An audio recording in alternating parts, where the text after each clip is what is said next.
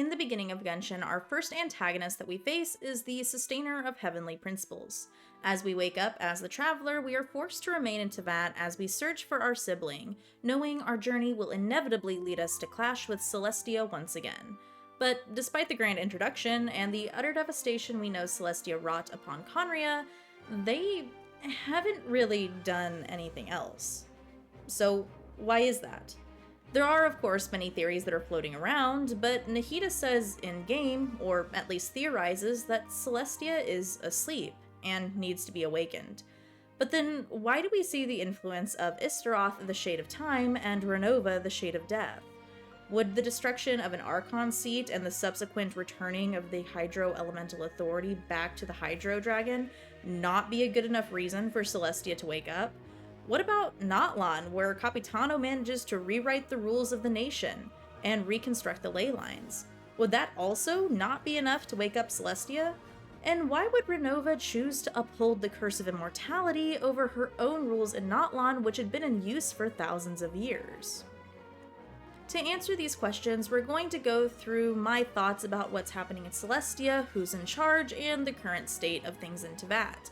I would like to remind everyone that what follows really is just my own thoughts, some of which I feel is supported by the evidence, and others might be a little bit more crackpotty, but all of them are my own thoughts, and I'm sharing everything before the release of Snezhnaya and Conria, so all of this is subject to change as more information becomes available, and more importantly, all of this could be bullshit. I think I've done a pretty good job, but it could all be incorrect. But since you guys seemed interested to know my thoughts, I thought I would share my speculations. But to do this, we are going to have to take a brief and concise look at the history of Celestia. I want to stress that I'll be doing an in-depth video on this topic some other time because things get confusing really fast, so mainly I'm just going to be talking about things that kind of establish where my theories are coming from and then leaving the rest out. So if you're interested in a full deep dive, please let me know in the comments. So, the history of Celestia is shrouded in myth and legend.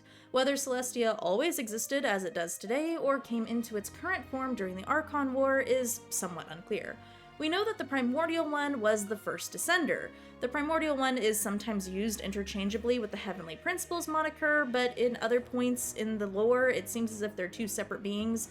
So for now, I'm talking about the Heavenly Principles and the Primordial One as if they're the same being because that was too much for my tiny little pea brain to handle. Celestia is, in all likelihood, ruled by the first Descender, and we know that the Primordial One had 4 shining shades who were meant to guide humanity. 2 of these shades are known to be confirmed to us as Istaroth, the Shade of Time, and Renova, the Shade of Death. It's also confirmed that there were at least 2 wars, though potentially 3, that the Primordial One fought in. The first was the original defeat of the Dragon Sovereigns, which allowed the Primordial One to institute its rules over Teyvat. The second war was with the Second Who Came, or the Second Descender. The identity of this Descender is not known, though it could be a reference to Nibelung, the King of Dragons, because he went to the Abyss to gain powers to attempt to subdue Celestia. I personally don't really like this theory, since a Descender should inherently be an outsider to Teyvat, and the King of the Dragon Sovereigns likely wouldn't be an outsider. Additionally, it's also thought that the Second Descender could be referencing the Traveler from afar that married a Seelie, causing the disaster of the 3 Moon Sisters, and if that's the case, I really don't see how it could be Nibelung. Either way, what is known is that right after the fight with Nibelung and or the Second Descender, the dragons were defeated and their elemental authority was taken. By this time, a 3rd Descender had arrived in Teyvat, and due to the Heavenly Principles' weakened and damaged state, they used the 3rd Descender's body to create the Gnosis. It is a little up in the air as to whether or not the 3rd Descender was chill with the idea of their body becoming a Gnosis, or if the Heavenly Principles just, killed them. Hopefully more information will become available for that. Also, a quick note about the Gnosis, mostly because I made a mistake in my Eons vs. Archon video, and I do want to correct it here. The Archon seats were imbued with the elemental authority of the dragons. This is why when Focalor destroys the seat of the Hydro Archon, Neuvillette gains his elemental authority back. The Gnosis, however, were given as gifts to the Archons to show their status as Archons after the Archon War. It is unclear what the Gnosis do besides resonate with Celestia, but it is known that the Gnosis were created with the purpose of allowing the Heavenly Principles to enforce their absolute authority over Teyvat and strengthen their rules. We then know that Celestia destroyed Conria, and that Celestia has been quiet ever since then, supposedly asleep. So, with that context out of the way, let's dive into how the Archons feel about Celestia. We know that the Archons don't hold high opinions towards Celestia. While Venti is the most vocal about this dislike, the other Archons, with perhaps the exception of A, speak about Celestia with a sort of hesitancy. Mavuika worries that Celestia will awaken due to her having destroyed the fake sky momentarily, and Focalor created a 500-year plan to circumvent Celestia and reinstate Neuvillette as the Hydro Dragon Sovereign. We also know that Nahida threatened to destroy Enosis, threatening Dotre with waking up Celestia in the process. The Archons are able to resonate with Celestia, and Venti even uses Celestia's connection with Vanessa's tree to heal himself.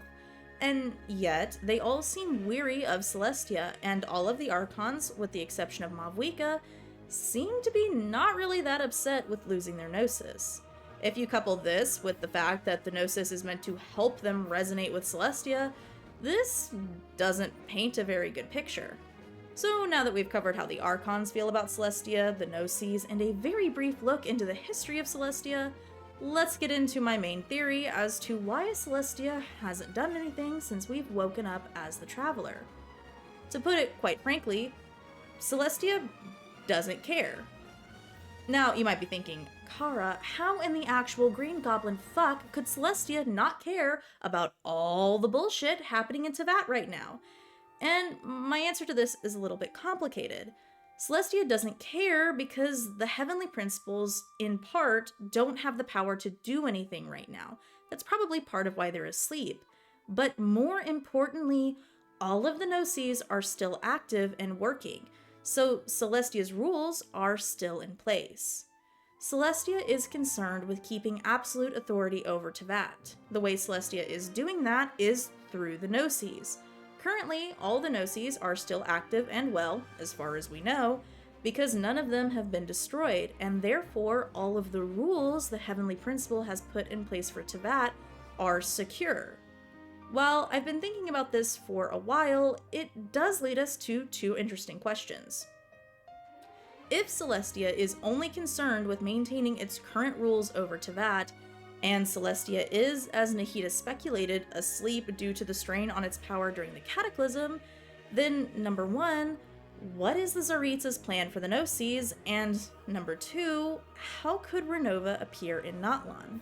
Starting with Natlan, because I think it's the easier question to answer, the Shades, I think, are inherently somewhat independent of the Primordial One. The Shades were created to act as something like liaisons between the Primordial One and humanity. They have set roles and rules that they are meant to play by. We know that Istaroth is likely working somewhat against Celestia because she aided the people of Enkonomiya and the people of Mondstadt, as well as potentially the people of Inazuma and Sumeru. More on that when I get around to making my Istaroth video. Renova, however, is disillusioned with humanity, and if we're to believe the Lord of the Night, full of self-pity. This indicates to me two things. One, Renova doesn't necessarily like her job or what she's doing for Celestia, but Renova also feels powerless to do anything to change that fate. I think this is even more apparent when we recall that Renova told Xbalanque that if Celestia found out that he had used her powers, she'd tell them that he stole them, effectively shirking all of the blame onto him. Moreover, Renova says that she's grown bored with humanity when speaking with Mavuika. Interestingly enough, though, Renova does seem taken aback when Capitano puts her in a bind. Renova is forced to choose between forsaking her rules or forsaking the curse of immortality.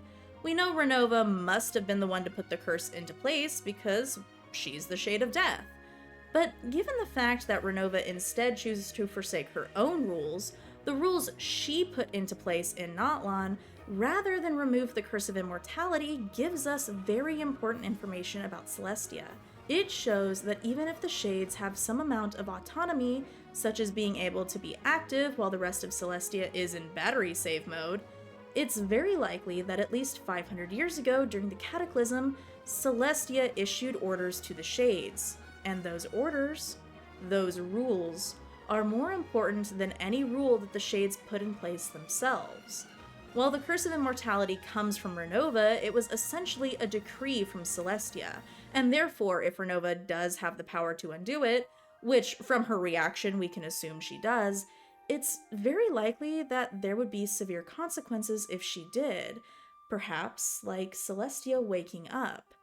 So, what have we learned about this?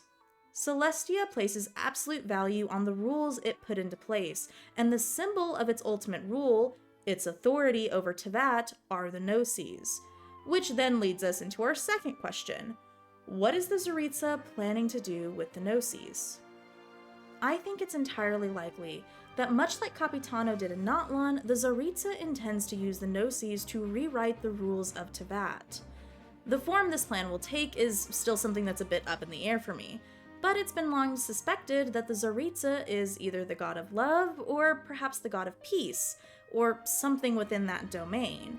And despite the fact that the Vitui do tend to be awful, she employs Doltre, she has shown kindness to the Harbingers in the past. She held a funeral for Signora, intended to allow Arlecchino to use the Hydrognosis to save Fontaine, and intended to allow Capitano to do the same in Natlan. And then, when he asked to be taken off the mission for Gnosis retrieval, she granted it. These are not the actions of a power-hungry tyrant, nor are they the actions of a cold-hearted god. Venti says he once knew the Cryo-Archon well, but that she changed after the Cataclysm. I believe there are two possible plans for the Tsaritsa. One is that she intends to destroy the Gnosis and use the power of the Sinners of Conria and the Abyss to overthrow Celestia in an attempt to free Teyvat. Or the Tsaritsa is going to use the Gnosis to awaken Celestia. We know the Abyss is evil. We saw this in Natlan. But with everything we've seen so far in the game and heard about through stories, it doesn't seem as if Celestia is really any better. So the question I want to leave you all with is, when Celestia does awaken, do you believe they will ultimately be on the side of good or evil? Thank you guys so much for listening to me. I had a lot that I had to cut out of this theory because of time issues, mostly with the Snezhnaya portion. I really wanted to talk about my theories about Project Stuja, but maybe next time. If you like this video, then like, subscribe, comment, anything to make me feel like I'm not screaming into the void. I do have a sticker shop open, and anyone who buys a 9-pack of stickers will get a handwritten thank you note from me, and I do ship internationally. And as always, may the wind bless your travels.